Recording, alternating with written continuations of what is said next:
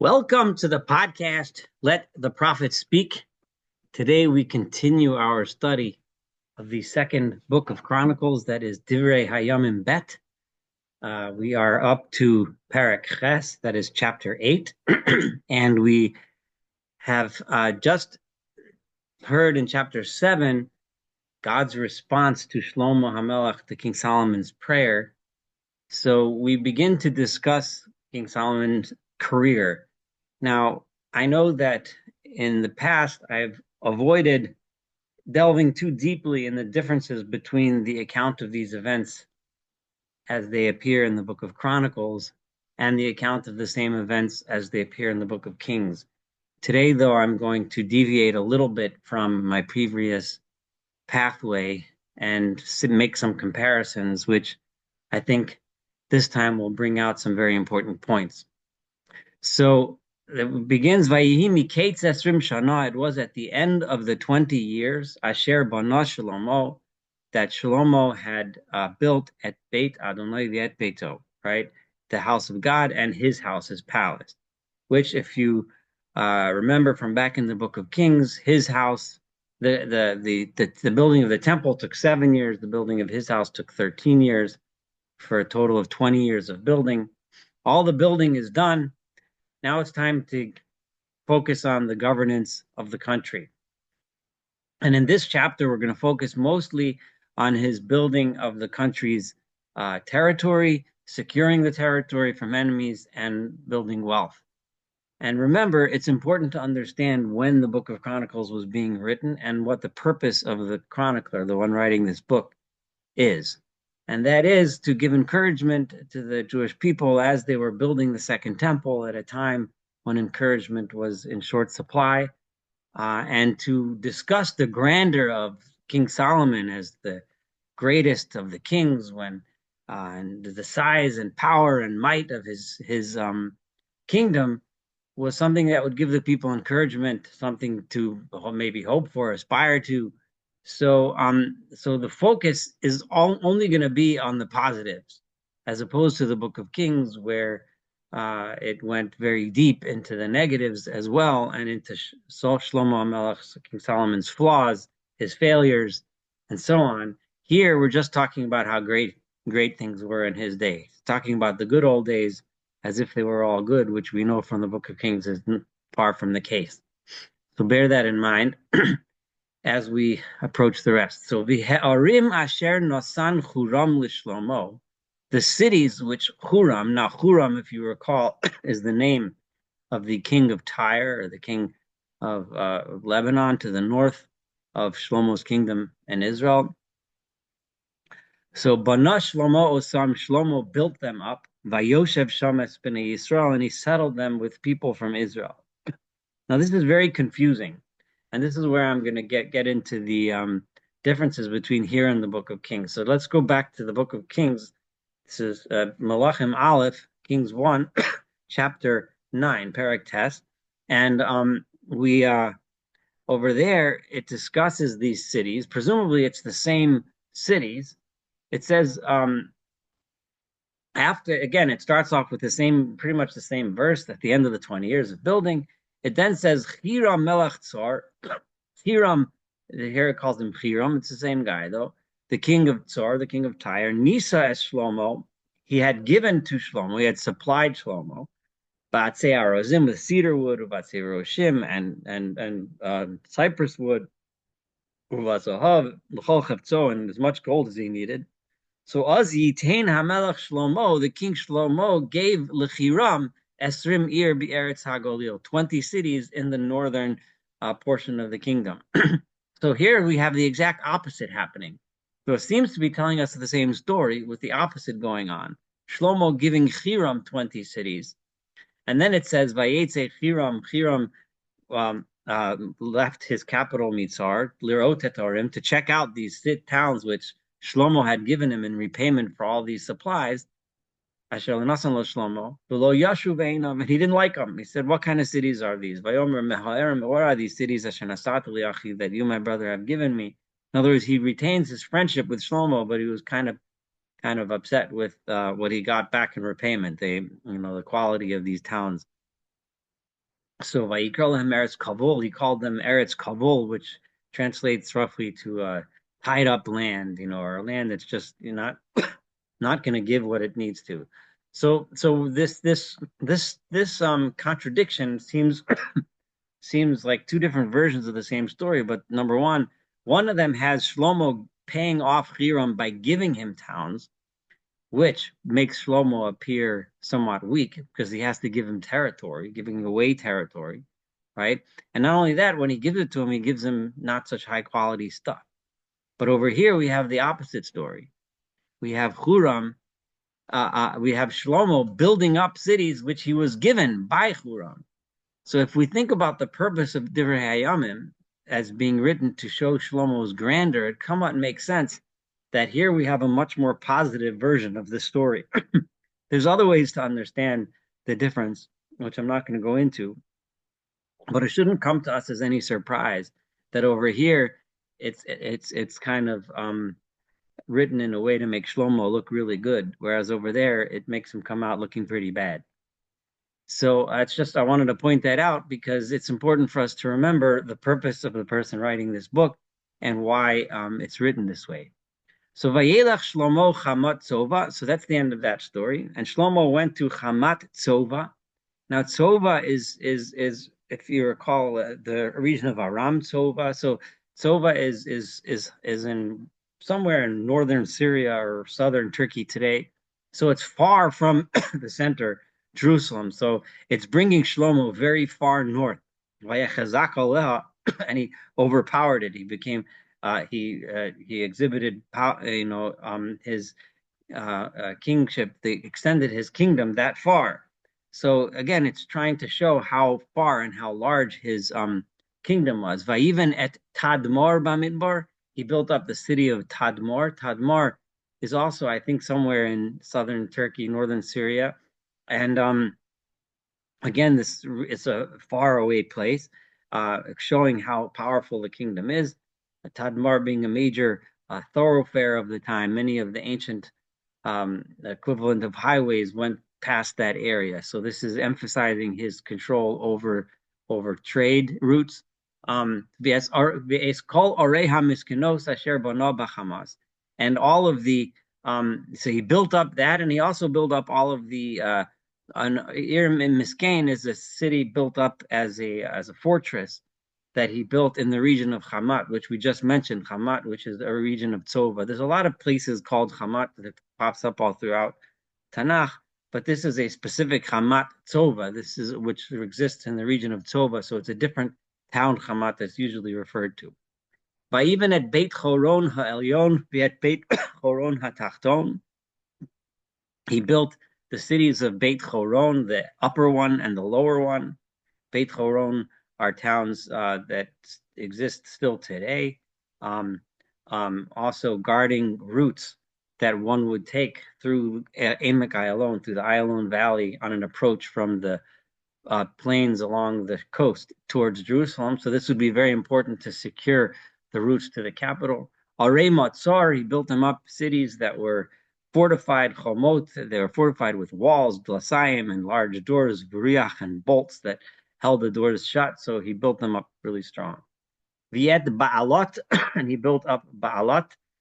I'm not sure where that is. Viet Kolareha Miskenosa Sherayu Shlomo, and all of the fortified cities that Solomon had, Viet Kolareha Rechev, and the cities where the chariots were stationed, Viet Toria Parashim, and the cavalry, the riders and horses, Viet Kol Cheshek Shlomo, and everything that Shlomo desired, Asher Chashak Livnos B'Yerushalayim, that he wanted to build in Jerusalem, in the capital of Lebanon, and in the Lebanon, in the V'chol Eretz Memlash Shalto, and the entire land where he ruled.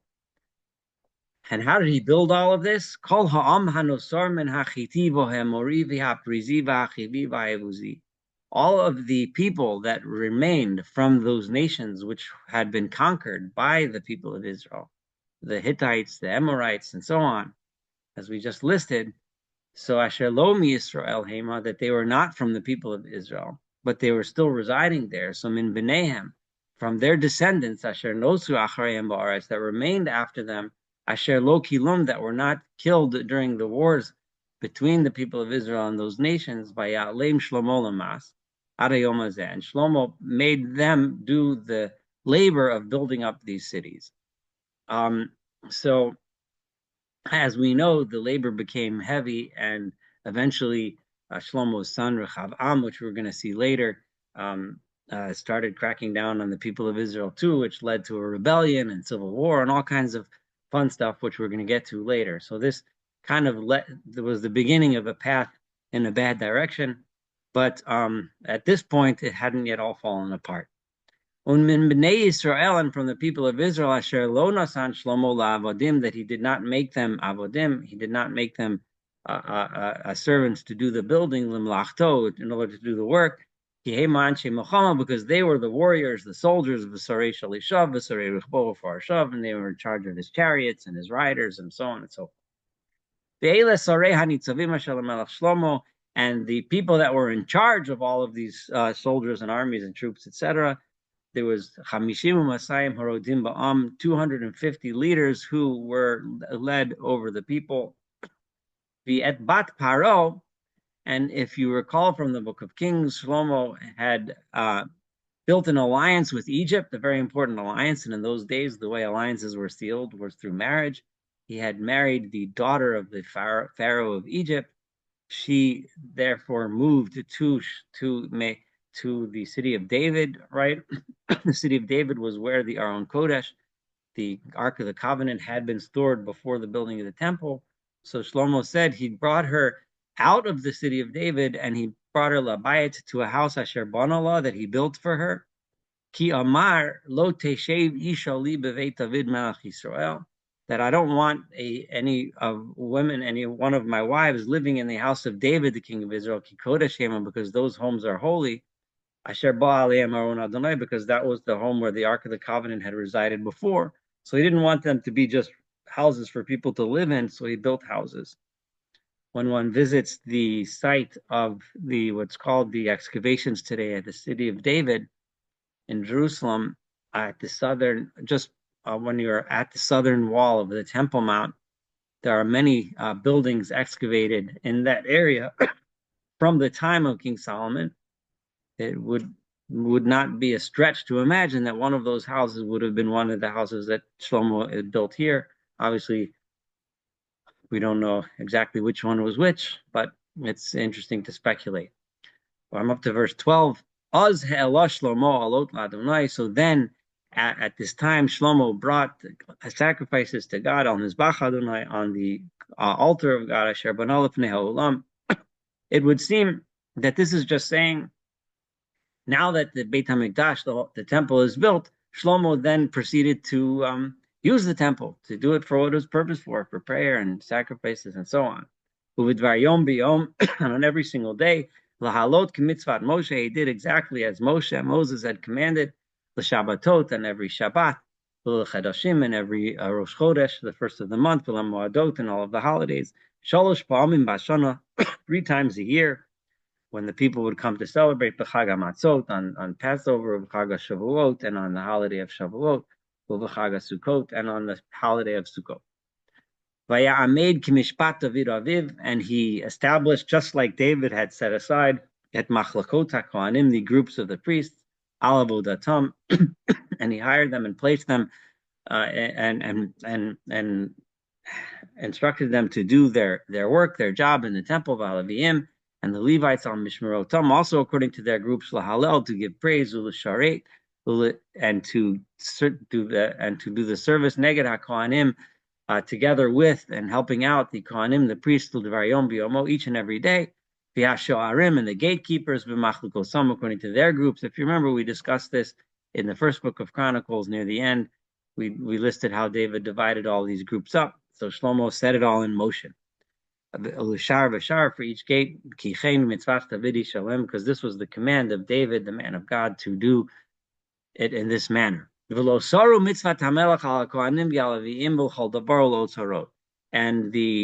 Kohanim and Leviim, the priests and the Levites, they did not turn from the commandment of the king, as the king told them. They did exactly, right, including the treasuries as well.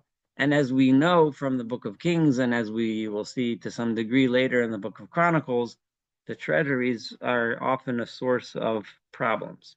To this day, money always comes an issue. But we'll get to that later. But for now, everyone was doing what they were supposed to, and everyone was on target. So Vatikon kol melechet Shlomo ad hayom, and all of the work of Shlomo was Vatikon. This word Vatikon here is with a chaf. Vatikon with a chaf means it was established, but it comes from the same root as the word kain, meaning proper. So here, Vatikon would be, and it was established well, it was built well, right? It was done well, all of his work. Ad hayom musad beit Adonai v'ad koloso, from the day that the foundations were laid until it was complete. In other words, everything was done exactly right. They didn't cut corners. They didn't take shortcuts. Quality build, quality materials, everything done the way it should be. Shalem until it was complete. Beit Adonai, the building of the temple. Oz halach Shlomo le'etzion gever, and then now, so in the beginning of this chapter, we talked about how Solomon built up the north and how far north his kingdom extended. Now we're going to go towards the south, Viel Eilot, to the town of Eilat, which in modern time is called Eilat, which, for those that are familiar with the geography of Israel, that is the southernmost tip of the modern state of Israel, and it's also then the southernmost tip of King Solomon's Israel. And King Solomon then established a Al Sfat Hayam on the borders of the sea, Be'eretz Edom, which was in the land of Edom. Shlomo had established his kingdom all the way to the sea. This is, in this case, this is the Red Sea, not the Mediterranean Sea, which that port is extremely important because it gives you access to shipping throughout the coasts of Africa and even as far as India. And there's significant evidence that there was sailing going on at that far, even this early on in history. So Vayishlach lo Huram biyad avodav, and Huram, right, who is still his important ally, the king of Tyre, at this stage in history, and in David's time and in Shlomo's time, is a very important ally of Solomon. He sent him oniot. I'm sorry. He sent biyad avadav. He sent with his servants oniot is the way it's spelled, or oniot the way it's read. Oniot would mean ships. Oniot would mean shipbuilders. So oniot would mean ships. It's more likely that he sent him shipbuilders, because to send ships from Tyre would have there was, at the time, before the Suez Canal was dug 3,000 years later, or whatever. I don't know. Maybe I'm off, 2,000 something years later. But there was no route by sea to get ships down there. But to get shipbuilders down there would make a lot of sense. And he sent servants along that were also seafarers, sailors that knew how to operate the ships and how to travel with them. By Avo im Avde Shlomo Ophira, and together with Shlomo's servants, in other words, some of Solomon's men and some of the sailors from Lebanon, they sailed down to Ophir. Exactly where Ophir is not exactly clear, whether it's somewhere on the coast of Africa. Some speculate it was actually India, but for wherever it was that they went to by ship, by Yikhu Misham, they were able to trade there or just mine there. Arba meos v'chamishim kikar zahav, 450 talents of gold. How much is a talent is not exactly clear, but according to various estimates, depending on the price of gold, we're probably looking at about $1.5 to $2 million worth of gold is each talent. So 450,000, you're talking about an immense amount of gold. That's the bottom line. It was an immense amount of gold. By Avihu el Melech Shlomo, and they brought all of this gold back by the ships to the King Shlomo, to King Solomon. Now, the reason for this whole chapter is to give us a sense for the extent, the size of Shlomo's kingdom, and the wealth of Shlomo's kingdom, and that he extended out so far as to have a fleet of ships sailing in the Indian Ocean. So this is the purpose of this chapter here, and to give us that sense. And remember, the whole purpose of this book of Chronicles is to tell us how great the kingdom once was. So the kingdom we're trying to rebuild and Shlomo is portrayed as the height of that time. The next chapter is going to continue on this theme with the famous relationship with and the visit of the Queen of Sheba to Solomon. We'll read about that in chapter 9 as we continue this very grand vision of Solomon's reign. I hope you enjoyed studying chapter 8 together with me. Looking forward to studying chapter 9 and, of course, the rest of this book of Chronicles. Have a wonderful day.